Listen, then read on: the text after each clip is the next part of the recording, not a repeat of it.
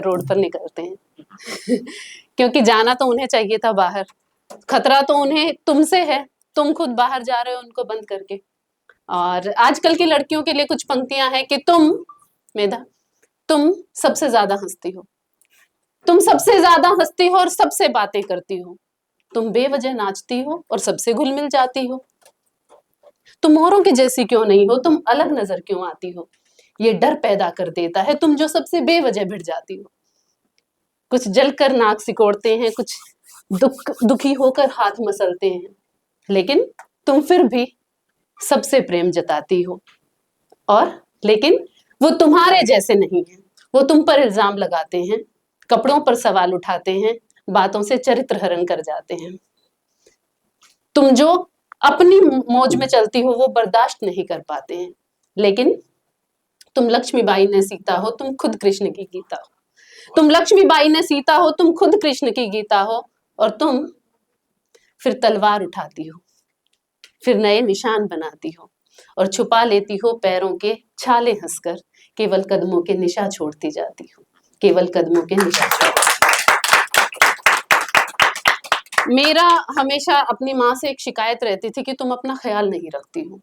और हमारी माँ जब 40-45 साल की होती है ना, तो हर बच्चे को अपनी माँ से, स्पेशली लड़की को, यही प्रॉब्लम होती है कि तुम अच्छे कपड़े नहीं पहनती हो, तुम ढंग से तैयार नहीं होती हो, तुम कैसे रहती हो, मेरे को देखना तुम, मैं कैसे रहूंगी।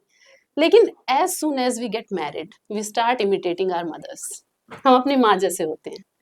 तो हम ये कैसे बदलेंगे? ये जो पीढ़ी दर पीढ़ी चला आ रहा है कि जो तुम दोगी उसे तोहफे में, वो अपने साथ ले जाएगी, जो तुम दोगी उसे तोहफे में, वो अपने साथ ले जाएगी। तुम्हारी बेटी है, तुम्हारी गलतियां भी दोहराएगी, और तुम हर रोज चाहती हो कि उस बेटी की किस्मत बदल जाए।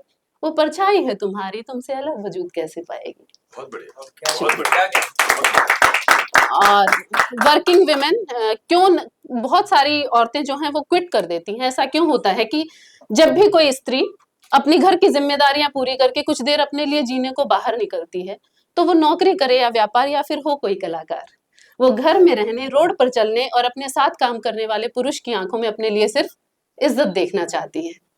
लेकिन सारी कोशिश करने पर भी मानसिकता नहीं बदल पाती है।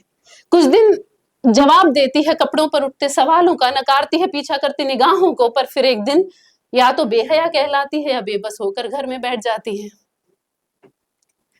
प्रॉब्लम ये है कि वो इज्जत पाने की कोशिश में इज्जत ही दांव पर लगाती है। पर अब तुम्हें ठान लेना होगा कि और सहना नहीं। सजता है आत्मविश्वास भी खूब तुम पर, ये श्रृंगार ही तुम्हारा गहना नहीं है। और रावण को तिनके से भस्म कर देने की क्षमता सीता में आज भी कहीं है, और चीर हरण से बचने को याचना करे गोविंद से, अब द्रौपदी के हित में नहीं है। बहुत बहुत। और क्योंकि आज विमेंस डे है, तो जो बहुत सारे मेल बैठे हैं उनको थोड़ा बुरा ना लग जाए कि सिर्फ महिलाओं पर बात हो रही है, तो लड़के और लड़कियां आजकल लड़के काफी अंडरस्टैंडिंग हो गए हैं मेरे हिसाब से, जितने भी मैं अपने आसपास देखती हूँ। लाइक मिर्जा है, मेरी साड़ी ठीक कर रहा था बेचारा थोड़ी देर पहले नीचे से खराब हो गई थी। नहीं, बहुत बहुत चेंज आया है और बहुत अच्छा लगता है देखकर। और लड़कियां भी, क्योंकि लड़कों से कंधा मिलाकर चल रही हैं। लेकिन एक चीज मुझे काफी खलती है कि लड़कियां जब विदा होती है ना, तो पूरा मोहल्ला रोता है। शादी होती है तो लड़के विदा होते कोई नहीं रोता, खुद लड़का भी नहीं रोता। तो मैंने बेटों के लिए एक कविता लिखी थी कि जब घर का बेटा लाद कर सामान दूसरे शहर कमाने जाता है, जब घर का बेटा लाद कर सामान दूसरे शहर कमाने जाता है, तो सारे परिवार का सर गर्व से ऊंचा हो जाता है। लेकिन गाड़ी में बैठने से ठीक पहले जब वो पूरे परिवार की ओर नजरें दौड़ाता है, तो इतनी सारी आंखें एक साथ नम देखकर उसका दिल भर आता है। पिता कुछ बीमार रहते हैं, मालूम है उसे, पर वो अपनी चिंताओं को अपनी जिम्मेदारियों के सामने बेबस पाता है। माँ से नहीं होते अब घर के काम सारे, वो माँ के कमजोर कंधों पर अपनी पकड़ मजबूत करके उन्हें अपनी मजबूरियों का एहसास दिलाता है। फिर मैं जल्दी आऊंगा कहकर हवा में हाथ हिलाता है। लेकिन गाड़ी जैसे ही बढ़ती है नुक्कड़ से कुछ आगे, एक सन्नाटा सारे दिलों में पसर जाता है, और वो कसकर मूंद लेता है आंखें, और ठीक उस वक्त उसकी आंखों से एक आंसू गिरकर उसके होठों पर दम तोड़ जाता है। और कौन कहता है कि केवल बेटियां होती हैं विदा?